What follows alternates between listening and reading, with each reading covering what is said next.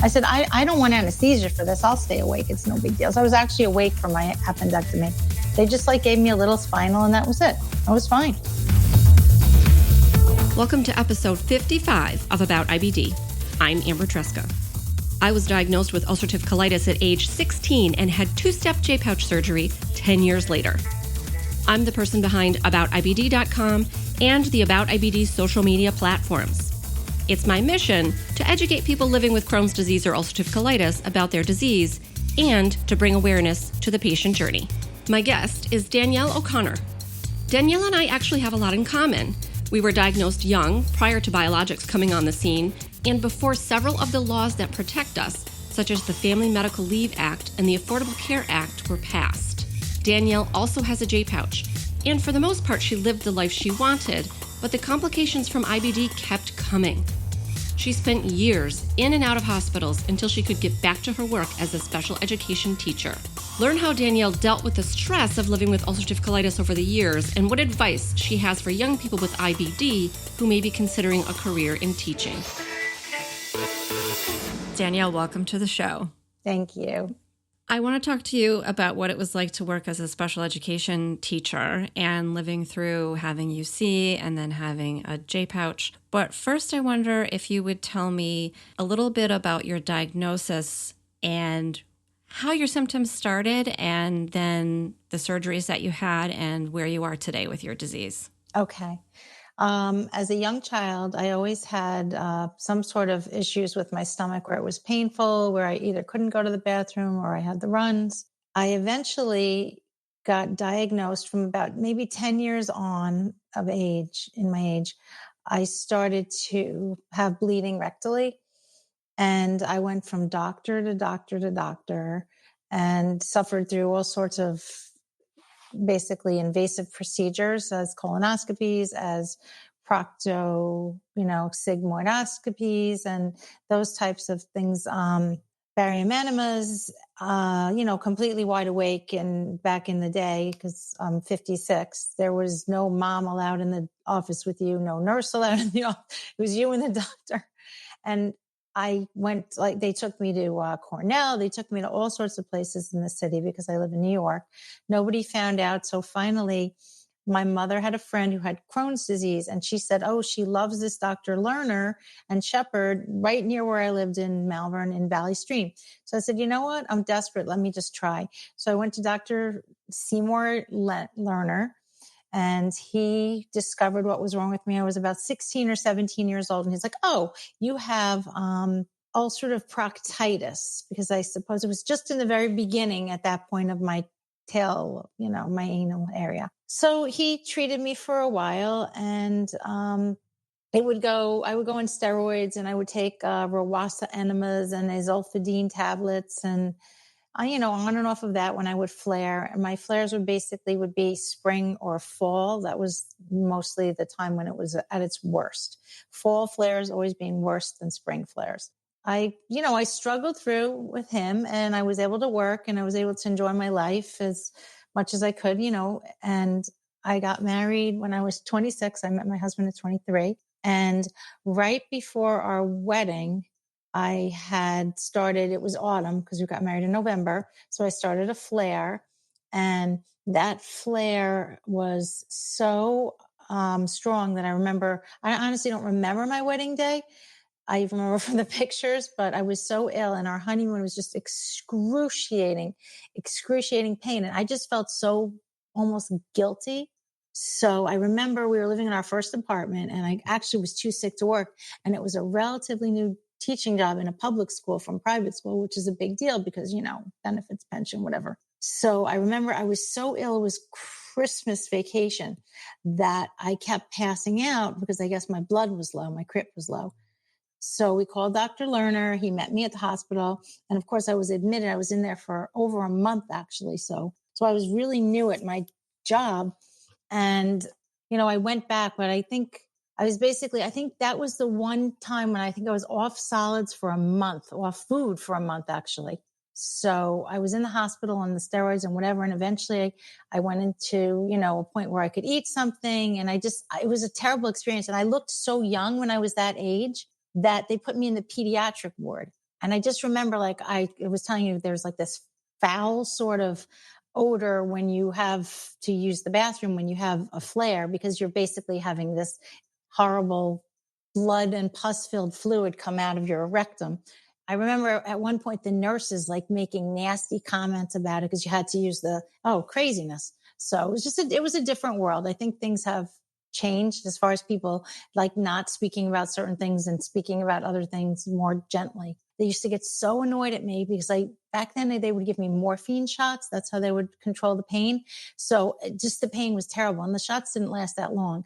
And I'm really not a person who craves medication. I like after major surgery, I leave the hospital off all pain meds. I don't even take them at home. They were just like, they would get so annoyed to have to like leave what they were doing. They were like jamming it in my thigh. I'm telling you, I never in my life. It was a terrible experience. And eventually I could start eating, but they kept bringing me foods that I wasn't allowed to eat. It wasn't on my list. So then my husband or my mom or my dad or somebody would come and bring me food at the hospital that I was allowed to eat. So I got back to work, I think in the spring. And then I, proceeded to go into remission for a bit, except we were trying to have a baby. And so we were going for infertility treatments.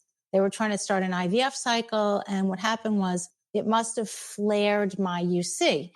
What happened was we went to the doctor because he said, oh, I need to speak with you guys, come in, whatever. So I went in and he looks at me and goes, you have inflammatory bowel disease. I know. I told you I do. So he said, we can't work with you because I hate to say it, but in some of the major hospitals, their statistics are a big deal. So I was like a bad statistic. So I said, okay, I know. So he's like, there's no way. He's like, you're all flared up. There's loops of bowel, they're swollen. So of course I was devastated. It's upsetting even thinking about it now. So I said, you know what? I guess we're not going to have a baby. And why don't we just adopt? We adopted our first little baby boy, Brian. He was a day and a half old. We picked him up at the hospital and life was great. And when he was like 7 months old, I got pregnant with our daughter, Sarah. So it was wonderful. I ended up having a flare during my pregnancy. So I missed some work for that. And I was also, for some reason, even though I was retaining fluid when I was pregnant, I was chronically dehydrated. So I used to get a lot of aggravation from my one assistant principal at that point because he'd say it was so unprofessional to always be drinking water. It's like, well, I'm sorry, but I'm like always thirsty. And he's like, well, like, it's just, you just can't be doing that. You just can't carry water bottles back and forth to the water fountain. I said, okay, what am I supposed to do? Okay. Went back to work. After I had her, I couldn't go to the bathroom. I had like a mini flare, like right after that. I went into a flare. So this flare, like I kept it at bay. I had to keep working. I mean, we needed the health insurance and I needed the salary. And I just had the summer vacation and my daughter was 1. And then what happened was the flare got worse. So it was a fall flare that just would not stop. And I remember distinctly that I was bleeding so much. I eventually realized I couldn't work anymore, but you didn't get like paid benefits. There was no FMLA. There was nothing back then. So eventually what happened was I just got sicker and sicker and I just kept needing so much blood. And I went to my gastro, Dr. Lerner, my savior who figured out what was wrong with me. And he said, listen, he goes, I cannot just keep giving you 2 units of blood. I actually got to the point where I'd call him. I'd say, Dr. Lerner, I'm so weak. I need blood. He's like, all right, just go to the ER. I'll set you up. Like he just knew I knew.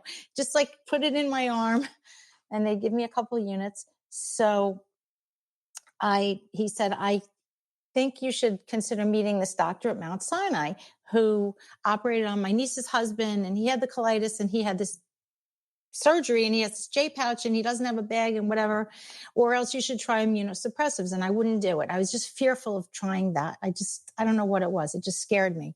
So what I did was I called his office and said, listen, this is going to sound ridiculous, but I need to schedule surgery with him. So I want you to do me a favor, just schedule the surgery. I'll come in and I'll meet him before. And I seriously scheduled the surgery. I met him and, it was a 3-part surgery because I was so ill. So I had some issues with the surgery. I was out of work for a very long time. And what happened was I was so sick when I was out with the bleeding and the surgeries that I couldn't take care of the kids. And I had to pay for my health insurance because these things cost a fortune. And like, besides that, I can't even tell, it's like $25,000 or $26,000 in debt, maybe more. So I had my surgeries and I was out of work the whole time. My work granted me the privilege of being out. You know, they didn't have to give me that year. They could have fired me.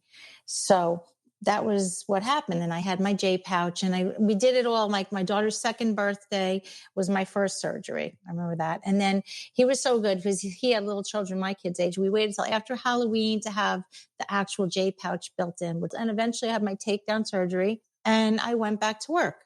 And I did pretty well for a while. And I had only one issue, I would say, in my younger teaching years when I was supposed to get my tenure and I had been out sick. I told you when I was first married.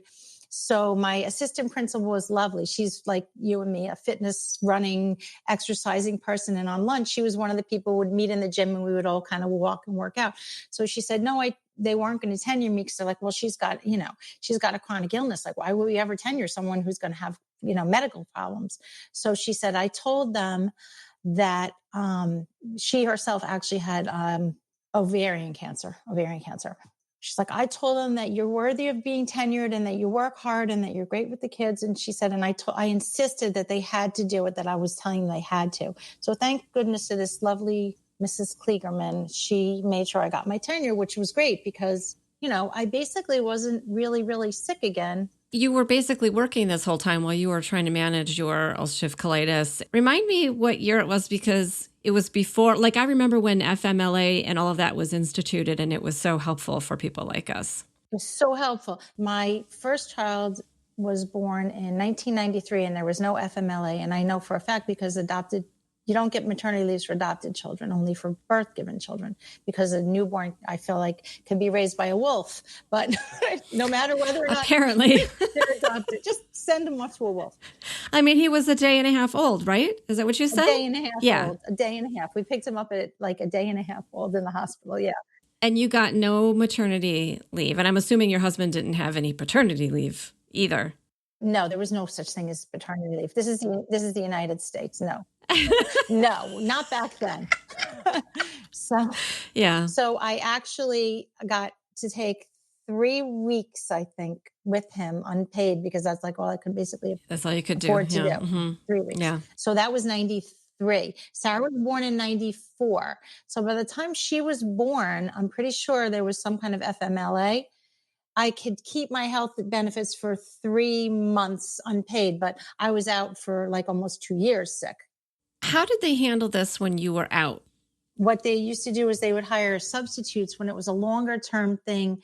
They would hire like a permanent sub, maybe if you're going to be out for a certain length of time, which I didn't actually, I never got any kind of a hard time about being out with my situation until this last surgery, this last year, before I decided, I was going to get everything repaired that needs to be repaired. But I did used to have one of my big issues is using the bathroom, because when you teach special education and the kids have really serious issues, you can't just excuse yourself to a bathroom. In the beginning, though, when you had the UC, did it ever occur to you in that way, especially when you were going to college and getting your teaching degree? Did you ever think, this might be challenging if I need to run out of the room? No, I didn't actually think that, because you know what?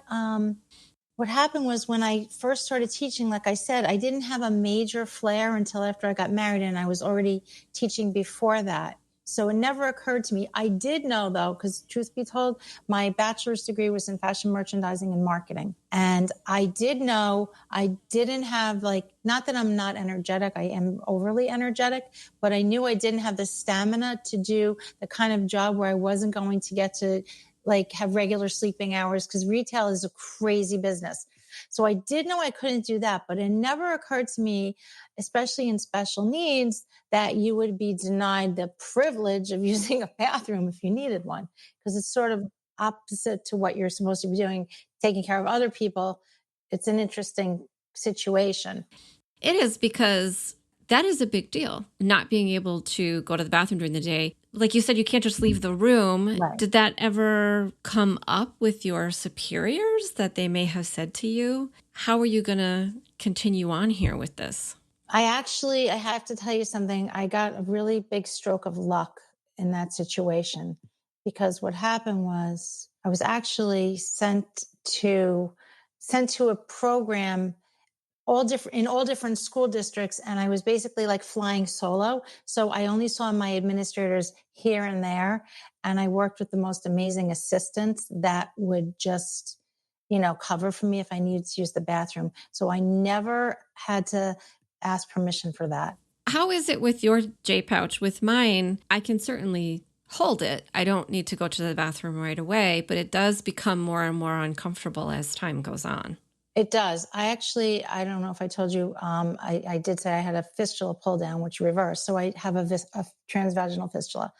So what happens to me is if I need to go to the bathroom and I can't excuse myself, which was like my last year of work, what happened was I would try to just like hold it in or just not eat, like try not to eat anything. So that's how I would handle that. If I was in a situation, I would just eat nothing. And I would just drink water until maybe like later in the day, like 1-ish, or have like a tiny little piece of cheese or something small because I get lightheaded. So I would try to just do that. But what happens is the fistula then starts to act out and it starts to drain.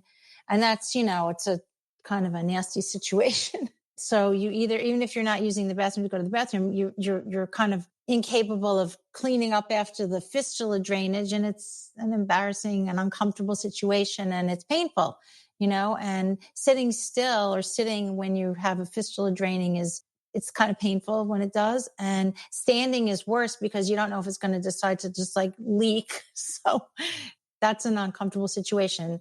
And if you feel like afraid to use the bathroom or to, excuse yourself, especially if you're in a situation where you're working with new, strange people, you just kind of, I don't know, suck it up, I guess, and bring changes of stuff to wear.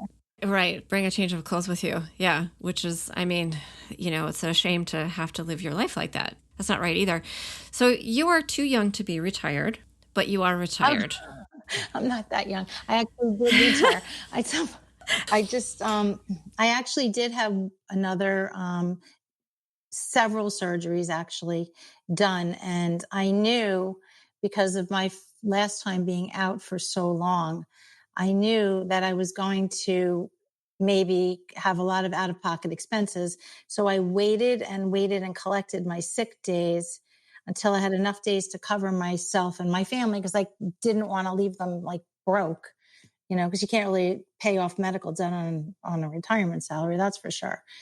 And we were never wasteful because you never know when you're going to get sick. I mean, my husband's had more than his fair share of medical things as well. I got news for you.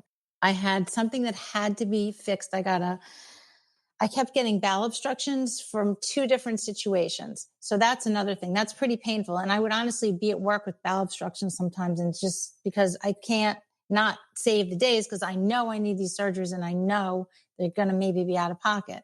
But I actually got an injury at work many years back when a child was, we were just transporting him upstairs because he was out of control.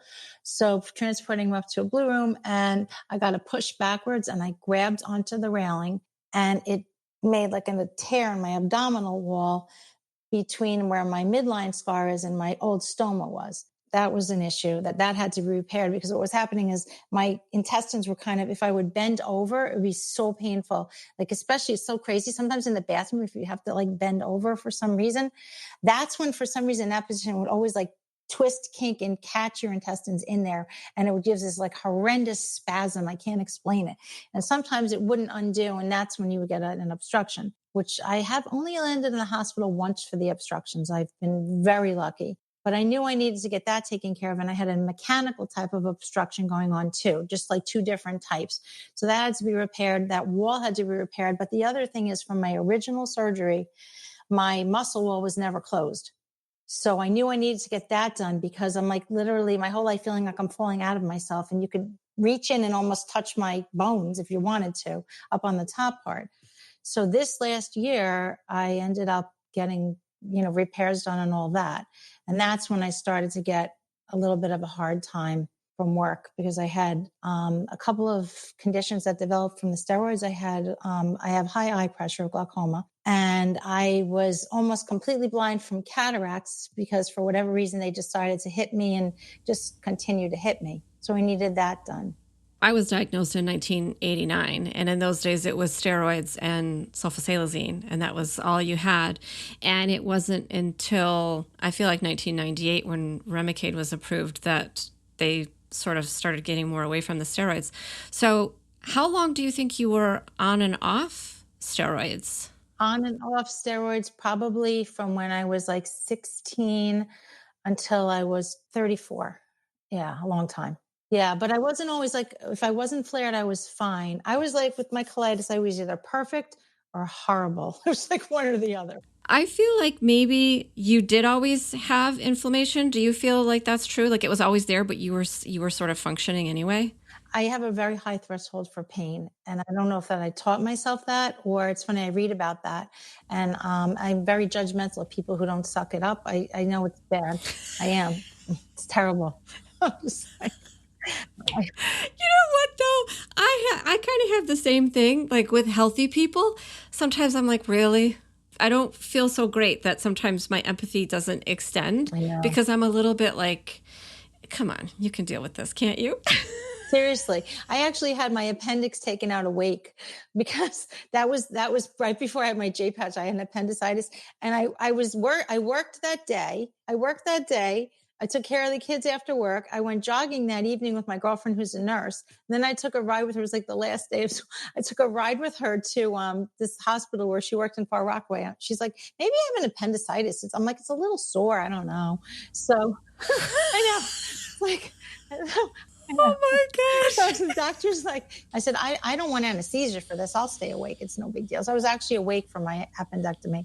They just like gave me a little spinal and that was it. I was fine. I'm floored. Like I've never heard of this before. I'm totally floored right now. You go through enough colonoscopies as a 10-year-old to live. As a child, right. I know. It's almost like maybe you don't have any nerve endings left. Maybe that's what happened. Maybe. You just learn to tune it out with your brain. Tune it out. Yeah. So let me ask you this, though. For anyone who's coming up and is diagnosed with inflammatory bowel disease, and as you know, it tends to happen between the ages of 16 and 25, what do you think about wanting to go into teaching, and especially into teaching younger children like you did? It's funny because the whole teaching world has changed so much in the past couple of years, and there's a lot of pressure on it now, on the kids now, to like from the teachers, really. I mean, when I say kids, I mean the teachers, the young teachers. There's a lot of pressure for your students to meet certain milestones. And I think that started to really stress me out a lot. And I was in my head a lot. And there's a tremendous amount of paperwork, and there's not really a break when you're teaching. I mean, I honestly have to tell you, I never took lunch. I know you're supposed to socialize, but I would just basically work. And I was working with the documentation that was going on in special ed. I was going to say I was probably working like 60 to 75 hour weeks, most likely my last couple, like 3-4 years of 5 of work.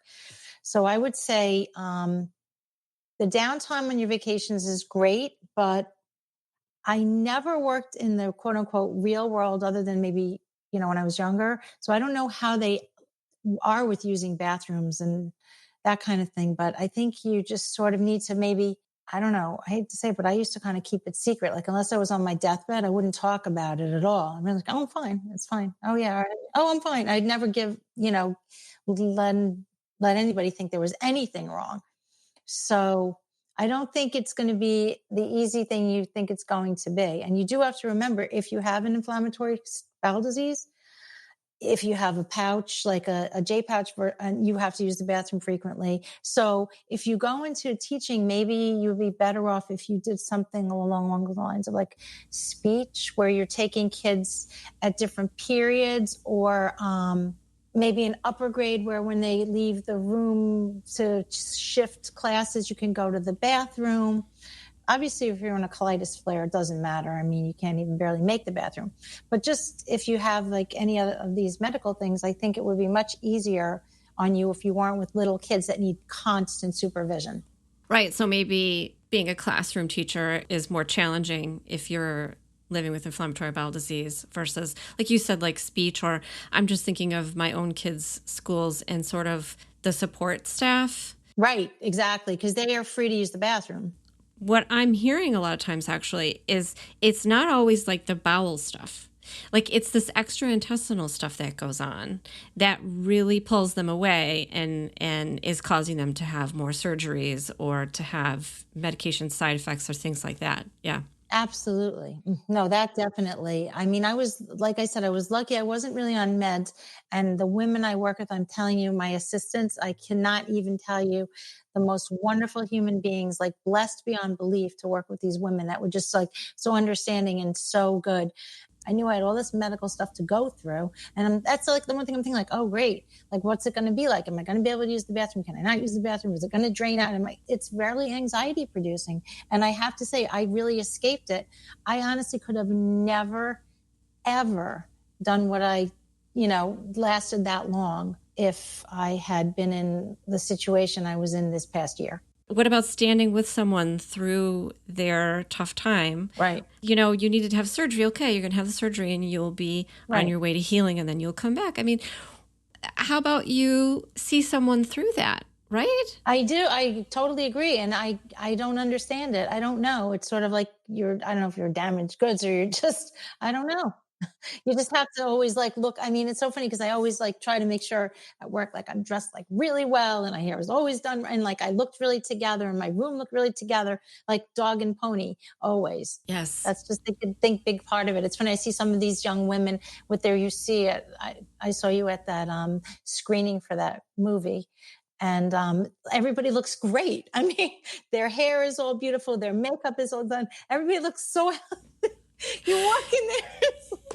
It's so funny that you bring that up because that's so true. And I don't think it's anything that I know I haven't like sat down and really thought about it, but it's totally true in that I was diagnosed when I was 16. Right. And I mean, I was in and out of school. And I dealt with problems being in and out of school and with my grades and with my teachers.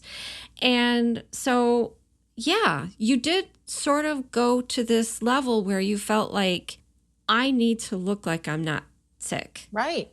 Even today, I don't leave the house without makeup on. No. You know what I mean? It's just, and it's not like anyone ever said anything or told you anything or wanted you to be like that. But you're totally correct about that. There is this, I feel almost like a need to sort of overcorrect and prove that you're capable in some way. It's true. And like to be like the top at what you do and make sure your kids succeed if you're a teacher. And as far as the other thing I have difficulty with is not using time when I have it, when I feel well. You always get an idea. You never know when you're going to be sick. So let me do this, and get so much done and try to fit 2 days into one, because what if I don't have many days? Because like, what if one of these days it's the last obstruction, or one of these days, I want to like make sure I use every precious minute I have alive on this earth and never waste it.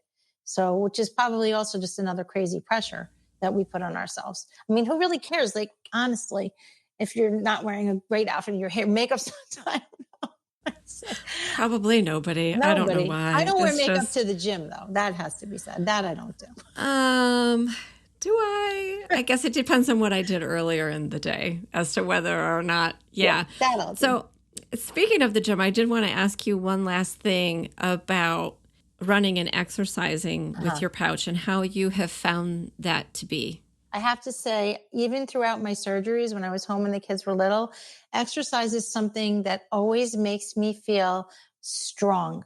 And if I'm strong, I'm always like physically strong, then I'm better able to handle anything. Like I even actually exercise. I went to the beach in a 2-piece with my stoma. I would just put like a little pouch on. I actually had 2 stomas because my that connection that you have on the bottom there when you get your J pouch wouldn't die. It just kept draining. So I had two devices for like several months, 3-4 months. So I did everything. I would get up early because I couldn't really go to the gym at that point. I would get up early. I would do my workout tapes. Now I go to the gym. The thing I have to worry is that I didn't do something that would overtax my abdomen now. That's my thing. And that's apparently a permanent thing. Since they closed me up, I'm not doing any more abdominal exercises. But I always feel that my immune system is in better shape if I'm running, if I'm strong. Like I feel like it keeps it in check, and it keeps my whole chemical balance inside my brain in check too.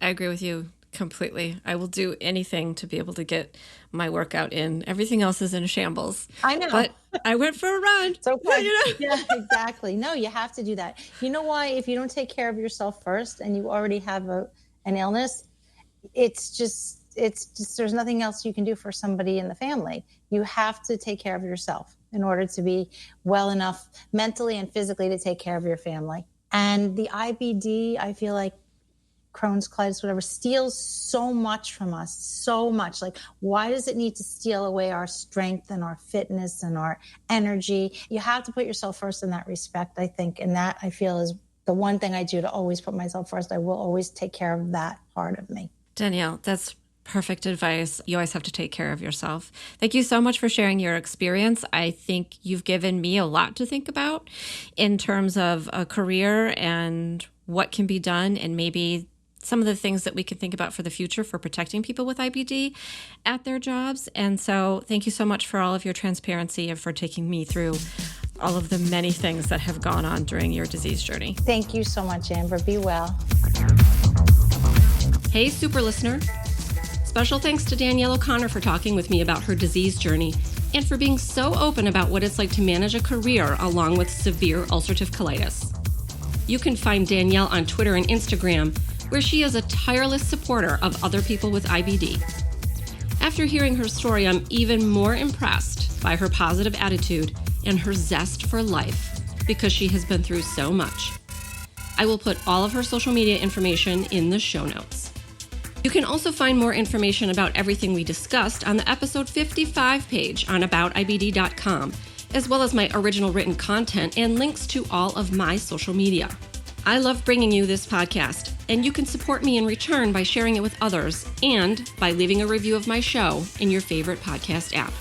Here's a taste of what's coming up next on About IBD.